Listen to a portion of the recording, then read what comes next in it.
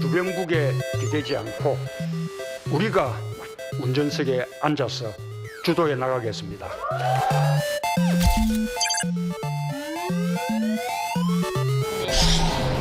주권평등제는 중국과 표제는 친근한 것과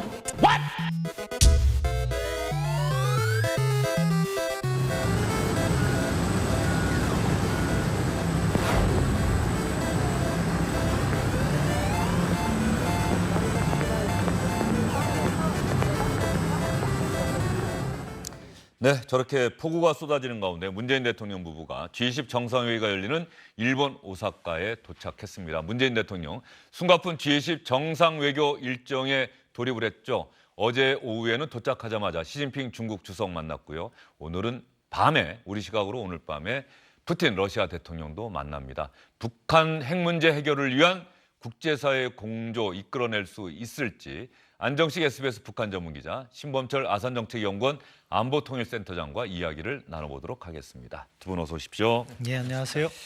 일단 조금 전에 그 얘기부터 가벼운 이야기부터 해볼까요?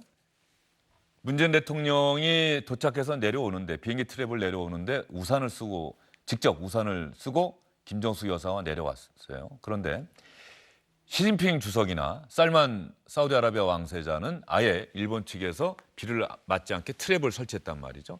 그래서 이게 혹시 홀대한 것 아니냐는 얘기가 있는데 어떻게 보세요? 저는 홀대 아니라고 생각합니다. 그건 결국 그 자국의 선택이라고 생각하고요. 트럼프 대통령도 자기가 직접 우산을 들고 왔는데 저 트랩에 이렇게 지붕을 안 씌우면 장점은 뭐냐?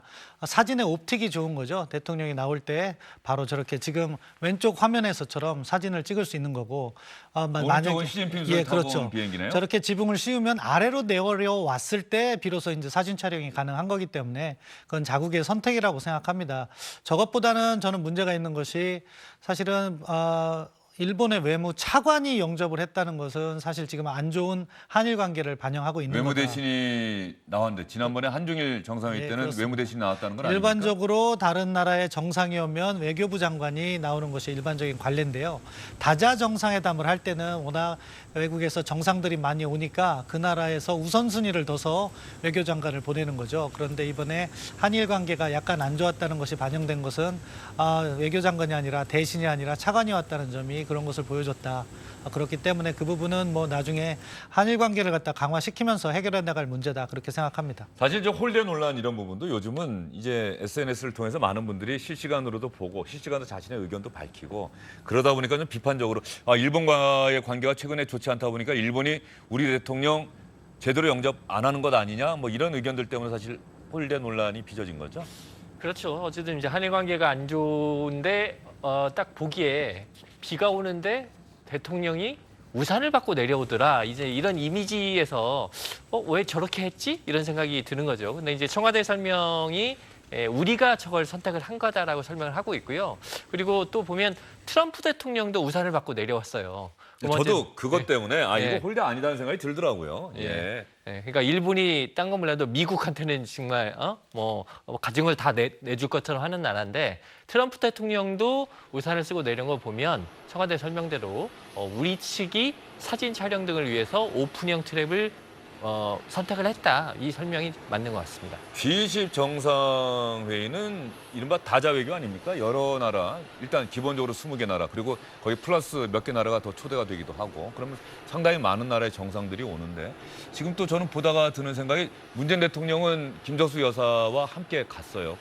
그런데 트럼프 대통령은 혼자, 멜라니아 여사는 안 갔던 것 같고 어떤 그 프로토콜 같은 게 있습니까? 저 G20 정상회의에 영부인과 부인과 같이 가는 거나 혼자 가거나. 그거는 전적으로 자국의 결정에 맡기는 거고요. 자국의 결정. 거기에서 별도의 행사 같은 것이 있을 경우에는 영부인을 대동하는 경우고 우리 같은 경우 이번에 오사카에서 열리잖아요. 예. 거기에는 상당히 많은 교민들이 한국 있죠. 교민들이 있기 때문에 영부인께서 참석하신 것이 아닐까 추정해 봅니다. 예, 김정숙 여사가 각국 정상 영부인들과 교류한다. 그러면 이번에 같이 부인들과 온 정상들도 꽤 있다는 얘기인데 그 비행기 트랩 내리는 사진이나 이런 부분들 좀 저희가 준비한 게 있는지 모르겠습니다. 다른 나라 정상들은 과연 어땠는지. 시진핑 주석도 아마 펑리위안 여사가 가지 안 가는 않았죠? 걸로 알고 있고요. 그러니까 다른 정상 부인도 있지만 지금 신 박사님 말씀하신 대로 교민이라든가 다른 정상회담 이외에 다른 좀 행사에 영부인이 참석하기 위해서 같이 가지 않았을까 싶습니다. 예, 신보철 박사님 분석이 제일 합리적이라는 생각이 드네요. 일본 오사카 오사카가 워낙 경우에는 뭐 우리 교민들이 가장 많이 사는 예. 그런 곳이기도 하니까 뭐 아마 정상은 사실은 우리 문재인 대통령께서도 오늘도 몇 개의 정상회담을 양자 정상회담을 하고 다자 정상회담을 하고 그렇기 때문에 일정이 바쁘고 그렇기 때문에 영부인께서 우리 민단이나 이런 쪽을 만나는 일이 있지 않나 싶습니다. 예, 사실 우리 대통령이 외국을 방문했을 때 그곳에서 열심히 살고 있는 우리 교민들 만나서 격려하고 지금 대한민국의 상황이 어떻습니다라고 설명하고 또 영부인은 영부인대로 교민들 만나서 또 다른 나라 영부인들 만나서 교류하고 이런 것도 대단히 중요하다는 생각은 들긴 드는데 제가 보니까 지금 같이 온 정상도 있고 따로 온 정상도 있어서 제가 한번 그 질문을 드려봤습니다. 일본 오사카 그런데 말이죠. 이번에 문재인 대통령이 보니까 최소한 뭐 7개국 정상들과 정상회담 한다고 예. 청와대에서 브리핑을 했던 것 같은데 예. 전례에 비춰봤을 때 어떻습니까? 통상적으로 그 정도 나라 정상 만났습니까? 아니면 더 만났는데 이번에 좀 적은 숫자입니까? 뭐 어쨌든 정해진 시간 가지고 나름 이제 조밀하게 쓰고 있는 거죠. 러시아 정상을 거의 밤 12시 직전에 만나잖아요. 그러니까 그 대단히 예. 저는 눈에 띄더라고요. 예. 그러니까 이제 어쨌든 특히 이제 러시아라는 나라도 우리한테 중요한 나라고. 그러니까 그만큼 정해진 시간 안에서 밀도 있게 쓰는 건데 이제 주요하게 보면 어쨌든 4강 정상과의 회담이겠죠. 근데 이제 미국은 이제 트럼프 대통령 한국에 바로 오니까 그리고 중국, 러시아 다 만나고요. 그리고 뭐 기사에도 여러 번 나왔지만 이 악화되는 한일 관계를 반영해서 일본에서 열리는 G20회의인데 한일 정상회담이 안 이루어진다. 이런 부분이 우리가 이제 주목해서 볼 부분이고 뭐 7개를 만나느냐, 9개를 만나느냐 그 나라 개수에 그렇게 연연할 필요는 없을 것 같습니다. 야, 나라 개수는 별 의미가 없다. 그런데 또 어떤 면에서 보면 대한민국의 인기가 좋고 대한민국 대통령과 반드시 만나서 내가 좀 부탁할 게 있다. 우리 경제와 관련해서. 사실 그러면 저런 다자회의가 열리면 다른 나라 정상들이 만나자고 하는 요청이 빗발칠 것이고 어떤 면에서 보면은 대한민국 정상하고 이번에는 굳이 뭐 특별히 만나서 내가 나눌 현안이 없네. 이러면 상대적으로 만나는 정상의 숫자가 좀 줄어들지 않을까 싶은 생각이 좀 드는데 이번에는 저희가 보기에는 김정은 위원장을 만나고 온 시진핑 주석, 푸틴 러시아 대통령 이 두 정상을 만나는데 우리 청와대나 정부는 가장 신경 쓴 것 아닌가 싶은 생각이 좀 들어요. 예, 뭐 그리고 그 나라들이 어떻게 보면 우리 주변국이고 세계적인 강대국이기 때문에 주 행사 계기에 반드시 만나야 될 리스트에 상위에 속해 있는 거죠. 그리고 또 이번에 말씀하신 것처럼 김정은 위원장과 정상회담을 한 다음에 문재인 대통령을 처음 만나는 거기 때문에 그쪽의 입장은 무엇인지 우리도 파악을 하고 우리가 파악하고 있는 북한과의 그런 것을 비교해 보면서 대북 정책을 정리해 나갈 그럴 필요성이 있다고 봅니다.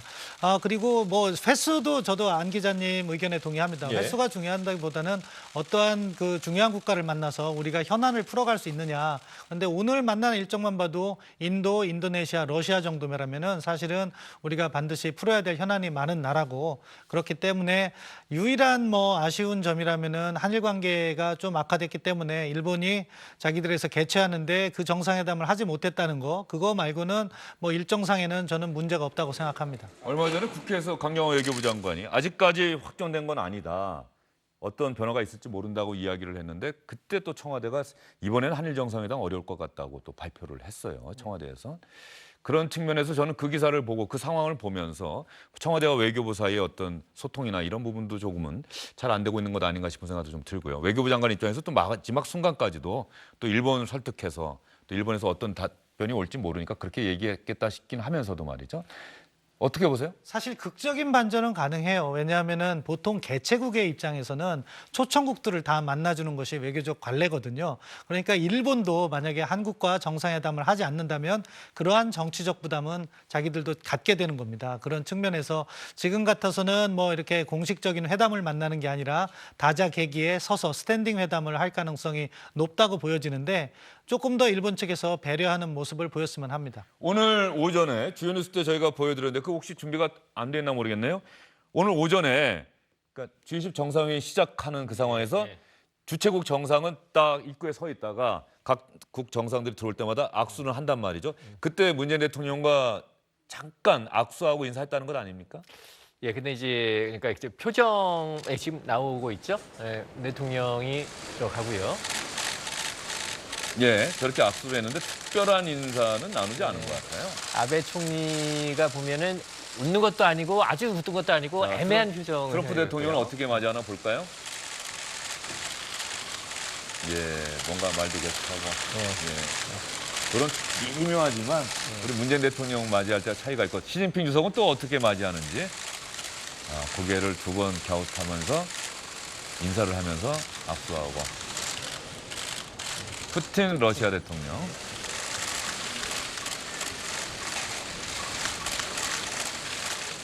문재인 대통령 만날 때 아베 총리 표정 다시 한번 볼까요? 네. 인사를 하는 이 고개를 끄덕거리는 그 정도가 좀 상대적으로 약하고 특별한 문 얘기하지 대통령도 않고. 보면 아주 밝은 표정은 아니에요. 그러니까 아베 총리도 그렇고 문재인 대통령도 분명히 다 사진을 찍고 있으니까 저기서 내가 어떤 표정을 보여야 될지를 의식을 하고 만났을 겁니다. 문재인 대통령도 별다른 이야기 하지 않았어요. 참 어떻습니까? 뭐 미국 문제에 천착해 오시긴 했습니다만 국제 외교라고 하는 것이 나라와 나라 사이의 관계라고 하는 것이 사실은 정상 외교잖아요. 뭐 민간 외교도 있고 공공 외교도 있습니다만 정상들 간의 외교가 정말 중요한 건데 지금 한일 관계가 점점 악화하고 있는 것은 아닌지. 트럼프 대통령이 또 저 자리에서 문재인 대통령과 따로 또 어깨도 한번 툭 치면서 반갑게 인사를 하고. 어떻게 보십니까? 한일 관계 지금 사실 최악이다. 거의 이런 이야기까지 나오고 있지 않습니까? 뭐 사상 최악이라고 생각하진 않습니다. 뭐 여러 가지 그간의 이슈가 있었기 때문에 그렇지만 지금 풀어야 될 때가 되긴 된 것 같아요. 우리의 뭐 강제징용 문제 때문에 일본이 우리를 압박하는 과정에 있고 우리 정부는 역사 문제 그런 것에 대해서 강경한 입장을 취하고 있기 때문에 당장 협력 필요성보다는 우리의 원칙을 중요시 여기고 있다고 보는데 그렇다 보니까 우리가 실질적으로 손실을 입는 부분이 있는 거예요. 예. 경제 같은 경우에도 예를 들면은 요즘 해외 투자 같은 경우에는 어느 한 나라가 그 다른 나라의 국책 사업을 딸 수 있는 게 아니라 한국의 기술력과 일본의 자본 이렇게 합쳐가지고 중국을 경쟁에서 이겨서 뭐 원전을 수주한다던가 이런 부분에 경제 협력이 활성화돼야 되는데 지금 그런 것이 차단돼 있다는 그런 이야기가 들리고 있고 그런 부분에선 우리가 또 손실이 따르는 게 아니겠습니까? 그러니까 이 정부 문재인 정부가 출범하면서 내세웠던 것이 한일 관계는 역세 문제와 실질적 협력에 투트랙 접근을 하겠다.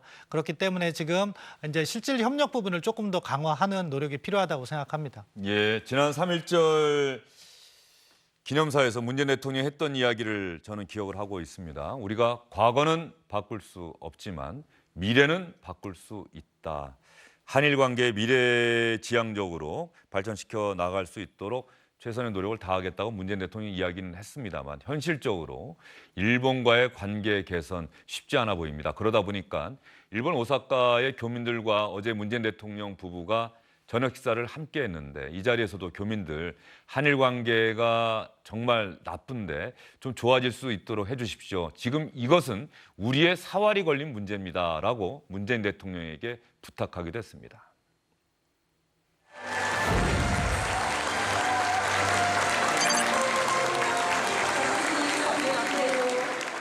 최근 한일 양국 관계는 역사인식을 둘러싼 문제들이 부각되어 결코 양호한 관계라고는 할 수 없습니다. 양국 관계 악화가 장기화되면 제1동포의 삶에 큰 영향을 줍니다. 한일 우호 친선 없이 제1동포 사회 발전도 어렵습니다. 지금 한일 관계가 너무 어렵습니다. 한일 관계는 우리들 때 사할 문제입니다. 한국과 일본은 1500년간 문화와 역사를 교류해온 가까운 이웃이자 오래된 친구입니다. 정부도 여러분이 해오신 것처럼 어떠한 어려움에도 흔들리지 않는 한일 우호 협력 관계를 만들기 위해 노력하겠습니다. 노력하겠습니다라고 했는데 현실적으로 상황은 결코 쉽지가 않고 이번에도 우리 정부는 정말 한일 정상회담 성사를 위해서 강경화 장관 답변을 보면 정말 마지막 순간까지 노력을 했던 건데 결국은 일본이 응하지 않았다. 이걸 어떻게 봐야 됩니까? 뭐 지금 일본에 불만이 있는 상황이에요. 그 강제징용 문제가 사실은 상당히 복잡한 문제죠. 우리로서는 일단 사법당국의 판단이 있었기 때문에 정부가 어쩔 수 없다는 입장인데 일본으로서는 이것이 비단 한국과의 문제뿐만 아니라 다른 여러 나라하고도 전례가 될 수 있기 때문에 강경한 입장을 보이는 거죠. 그래서 어떻게 정치적 타결을 하는가가 중요한데 우리 정부가 제안했던 그러한 부분은 일본이 거부를 했어요. 그러니까 일본의 배상금을 받아서 성장한 기업들이 돈을 내 가지고선 재단을 만들어서 이렇게 문제를 해결하자는 방안을 일본이 단칼에 거절을 했는데 사실은 그런 부분에 있어서 일본과 보다 긴밀한 협력을 해서 대안을 만들어 나가는 과정이 필요하다고 보고요. 일본도 결국에는 어느 수준에서는 양보하지 않을까 하는 생각을 합니다. 이때 우리가 또 활용해야 될 것이 한미동맹을 또 활용해서 예. 일본을 설득하는 과정도 있어야 되고요. 예. 다만 이제 우리 정부가 지금 필요한 것은 어느 시점에서 이것을 갖다가 개선시켜 나갈 것인가 하는 보다 큰 밑그림이 필요한데 지금 그 부분은 좀 부족하다고 봅니다. 그래서 어쨌든 일본과의 관계 개선 시점을 뭐 내년 초라도 잡는다고 하면은 이번 계기로 해서 풀지는 못하더라도 푸는 계기는 만드는 그래서 어느 정도 뭐 제대로 된 정상회담이 아니더라도 사이드라인에서 스탠딩 정상회담 하더라도 앞으로 관계를 개선해 나가자 하는 메시지만 발신시켜도 의미가 있다고 생각합니다. 일단 이번에는 무산됐지만 한일 정상회담을 하는 게 중요하지 않을까 하는 생각이 들어요. 우리가 이제 보면 사실 이제 과거사 문제를 보면 어쨌든 문 대통령이 얘기한 대로 우리가 피해자 입장이고 일본이 35년 동안이나 우리를 못 살게 굴었잖아요. 그러니까 그 부분에 있어서 잘못된 거 고쳐라. 당연히 우리 입장에서 그렇게 생각이 드는데 어쨌든 현실적으로는 일본이 우리보다 경제력이 몇 배 크고 국력에 있어서도 우리보다 앞서 있는 게 현실적인 사실입니다. 그렇기 때문에 주변국과의 관계를 우호적으로 해나가는 게 지금 단계에서 우리한테 도움이 되는 것도 사실입니다. 결국 진정한 그 길은 우리의 국력이 일본보다 앞서고 우리의 목소리가 일본보다 커질 때 전 세계에서 실현되는 거지 현실적으로 우리가 피해를 보는 게 있는데 감정적으로 우리가 이거는 안 해. 하는 게 그 길이 되는 건 아니거든요. 그래서 예. 그런 점들은 좀 우리가 구분해서 좀 볼 필요는 있을 것 예, 같습니다. 시청자 여러분께서도 일본과의 문제는 좀 감정적으로 접근하기보다는 조금 이제 이성적으로 좀 접근하고 판단하고 바라볼 필요가 있지 않을까 싶습니다. 어쨌든 지금 그 길 이야기하셨는데 그러기 위해서는 우리가 통일이 돼야 하고 통일이 아니라도 적어도 평화적으로 한반도가 가야 하고 그러면 우리 대한민국과 또 북한도 조금 더 힘이 세질 수 있는 것이고 경제력도 좋아질 수 있는 것이고 시진핑 주석 만났을 때 시진핑 주석이 김정은 북한 위원장 만났더니 어떻습니다라고 문재인 대통령에게 설명하지 않았습니까? 어떤 얘기했다고 합니까? 어제 청와대 브리핑 보면은요, 뭐 비핵화 의지가 변함이 없다. 그리고 이렇게 경제 발전하려고 그러는데 외부 환경이 개선되기를 원한다. 그러니까 이제 제재 좀 풀어달라는 얘기겠죠. 풀려야 된다. 그리고 한국과 화해 협력 추진할 용의가 있다. 지금 나오고 있네요. 그래서 이런 부분들을 시 주석한테 김정은 위원장이 얘기했다. 그리고 어제 이 얘기를 시 주석이 문재인 대통령에게 전했다라고 청와대가 브리핑을 했습니다. 문재인 대통령은 북중 정상회담, 북미 친서 교환이 북미 대화의 모멘텀을 높였다. 북미 간 조속한 대화가 이루어지길 희망한다. 이 정상 간의 대화 끝나고 나서 저 브리핑하는 거 보면은 어떤 면에서 보면은 대단히 좀 문체가 이른바 구어체가 아니에요. 그리고 늘 예상할 수 있었던 것들만 브리핑하는 건 아닌지 그런 생각이 좀 드는데 어쨌든 좀 뭐 관심 있게 지켜볼 사안이 있습니까? 아니면은 예상됐던 수준의 정상회담이었습니까? 뭐 예상됐던 수준의 정상회담으로 봅니다. 왜냐하면 이런 다자계기의 정상회담을 할 땐 시간이 매우 제한적이에요. 그렇죠. 이번 같은 경우에도 40분인데 통역을 사용하기 때문에 실질적으로 대화를 나눈 건 20분. 예. 한 정상이 이야기한 건 한 10분 정도이기 때문에 큰 흐름에서 전반적인 메시지를 포괄적으로 담는 거죠. 그런데 이제 내용이 나온 걸 보면 시진핑 주석의 말은 과거 북한이 해왔던 말과 크게 달라진 게 없어요. 그러면 소위 외교에서 이야기하는 새로운 부가가치, 에디드 밸류는 포함되어 있지 않는 거죠. 그렇기 때문에 지금과 같은 흐름이 이어지는 거고 문재인 대통령의 발언 자체는 보면은 대화를 연결하고 싶은 우리의 바람이 잘 담겨져 있는 거죠. 그 정도에서 서로 의견을 교환한 것이다 이렇게 평가합니다. 예, 시진핑 주석을 만났고 오늘 밤에는 푸틴 대통령 만나고 트럼프 대통령은 내일 오죠? 내일 왔다가 내일. 모레 가는데 1박 2일 정상회담 말고 일정이 어떻게 됩니까?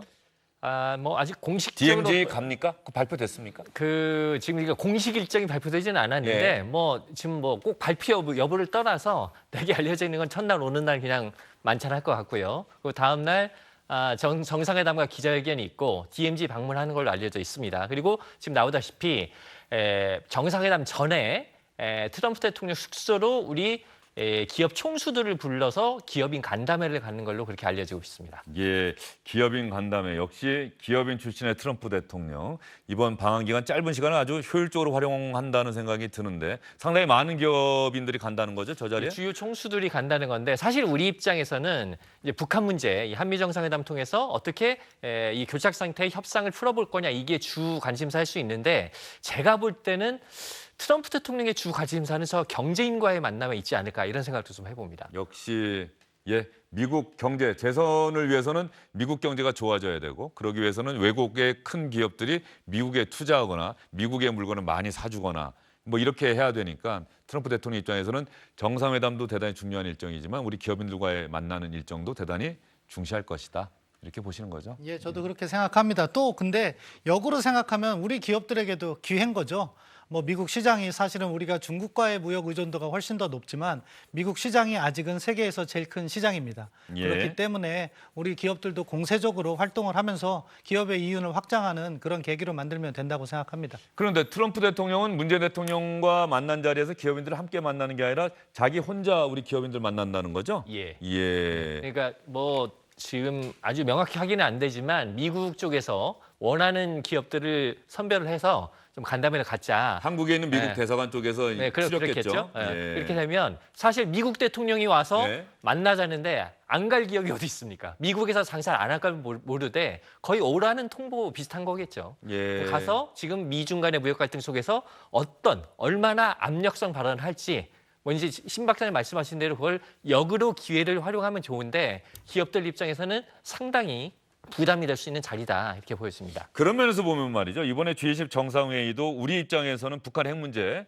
국제 공조 이게 대단히 중요한 문제긴 합니다만 결국은 미국과 중국 사이의 무역 전쟁이 어떻게 판가름 날 것이냐. 그래서 중미 정상회담이 대단히 중요하고 국제적 관심을 끌고 있는 건데 여기서 저는 살만 사우디 왕세자가 얼마 전에 우리나라 왔다 갔는데 보니까 G20 정상회의도 살만 왕세자가 참석을 했더라고요. 예. 우리나라 방문했을 때 우리 기업인들이 청와대 오찬에 같이 참석을 했던 그 생각이 나서 그때 영상 한번 보고 나서 저희 다음 이야기를 이어가겠습니다.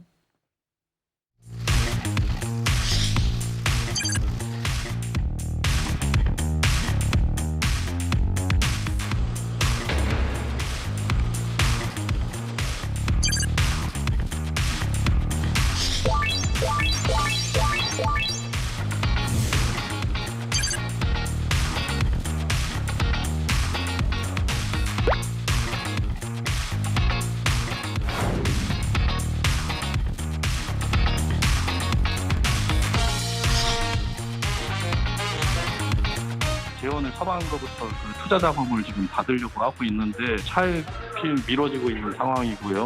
그 노동 생산력 자체는 전 세계 뭐 하위 수준에 머무르고 있으니까 기업 입장에서는 뭐 쉽게 투자 들어가기가 쉬운 상황이 아니죠.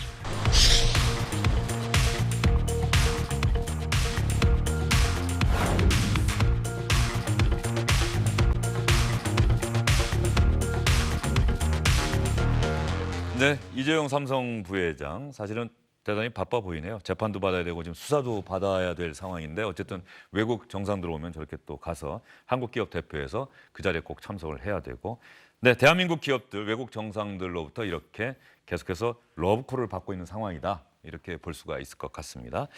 자, 북한 핵 문제 대단히 중요한데 지금 북한과 미국 사이는 분위기가 좋아 보여요. 친서도 서로 왔다 갔다 하고. 그런데 최근에 제가 지난 며칠 동안 안정식 기자 리포트도 했는데 말이죠.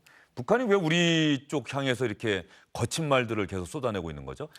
예, 그러니까 지금 일단 북미 관계도 말씀하신 대로 친서는 오가고 있는데 그렇게 좋은 건 아니에요. 실무선에 아니요, 들어가면 일단 적어도 친서가 예. 왔다 갔다 했다는 것만으로 보면 예. 아예 단절된 것보다 훨씬 나은 거죠. 그렇죠. 그 부분이 예. 있는데 이제 우리에 대해서 지금 최근 계속 해대고 있습니다. 오늘도 외곽 매체를 통해서 오늘도요? 오늘도 외곽 매체인 메아리라든가 우리 민족끼리를 통해서 문 대통령 발언을 비난을 했어요. 근데 이제 지금 나오고 있죠.